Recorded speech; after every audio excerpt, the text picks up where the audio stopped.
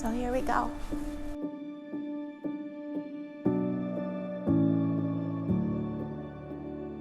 This is where Carol could feel invisible.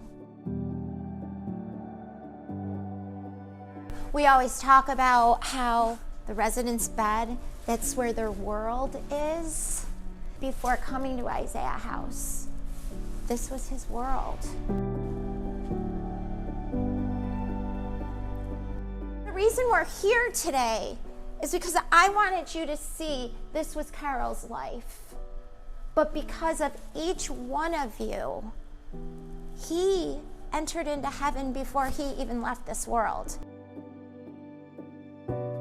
Someone to touch him, someone to smile with him, someone to laugh with him. That's what all of you do. You made him feel safe, made him feel like he belonged, made him feel loved and worthy. And I think that's nothing short of a miracle.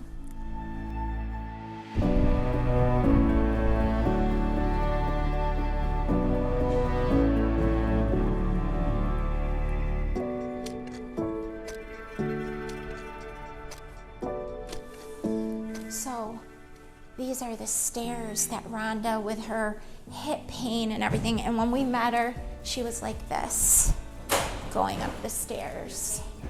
Yeah, she was in so much pain. And she would do these stairs every day, and she wouldn't take any pain medication.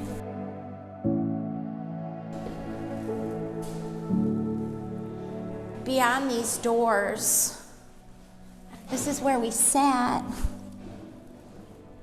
And her room was just up there. You can smell the urine here. She was all alone. There was nobody. And this was the scariest place she could imagine dying. And we came in at the 11th hour and said, come with us. Can you imagine what it felt like to her walking down those stairs one last time out of here, not fully knowing what you all were going to offer her and give her, but she was filled with hope for the first time in a long time.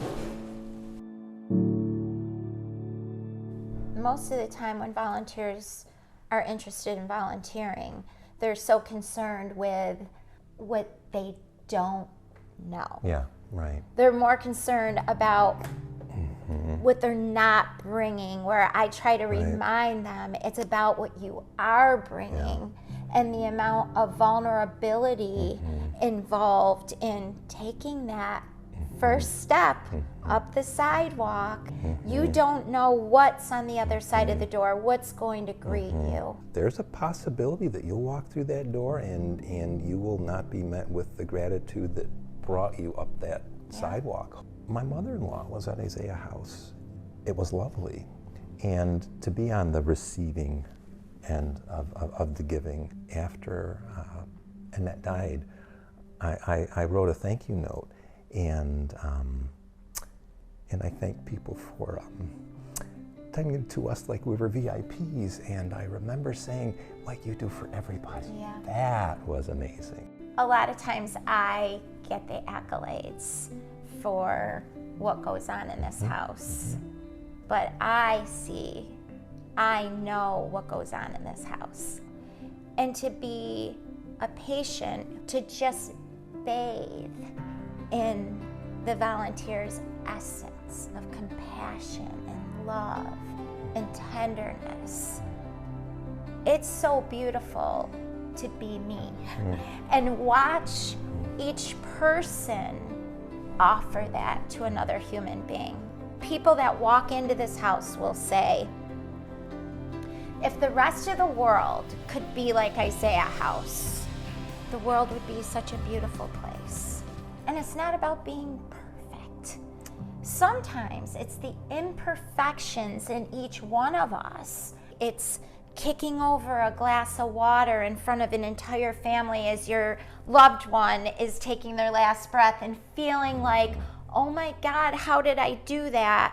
But in the end, you see a family just kind of open up about, is it okay that I've got the TV on? Is it okay that we're laughing right now? It took that glass of water falling over for a family to get there. So I think sometimes as volunteers, you know, you put so much on yourself. You just feel like you have to do it a certain way, but doing it your way is the way that pays off. Imagine if everybody who came through was Kristen. I mean, you know, that would be wonderful, but overwhelming in ways. And I don't know, you know, I don't know if anyone could manage in that space. Yeah, you need the extroverts and the introverts. Yeah, you need the high energy and the softer energy, those who are attentive to fine points and the big picture folks. All of that matters, and all of that's felt, and all of it's of value. So they say in every loving relationship, that other person is supposed to make you a better you. Well, I will say, working with each of you, I am better for knowing each one of you. I have the utmost respect and admiration, and then I'm just so grateful to be a part of Isaiah House with each one of you.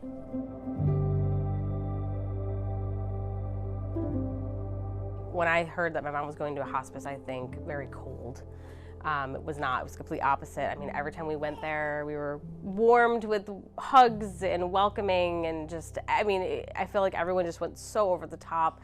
I can't thank them enough, because they were just fantastic with us, fantastic with my grandparents. My mom wanted to have a birthday party for me and my husband and my grandpa, and a whole combined, and it was just so special that everyone just chimed in to make it the best that it could have ever been, as it made us feel so special too.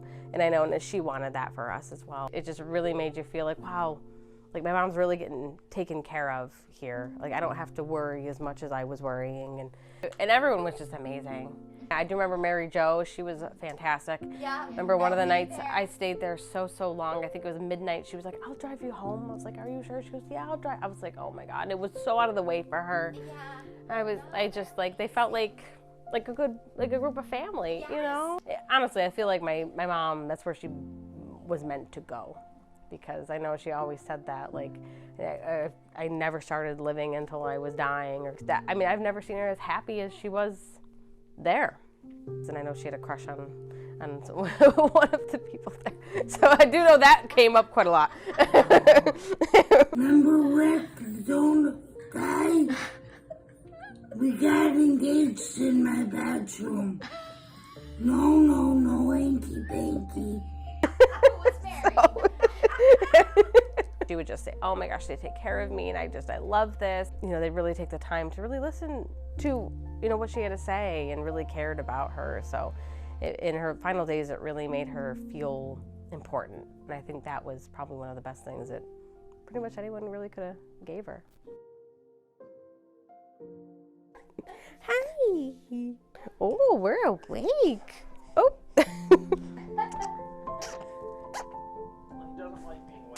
So this is Emmett Lee.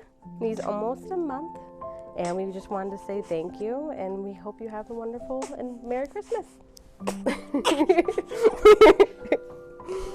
Oh, baby.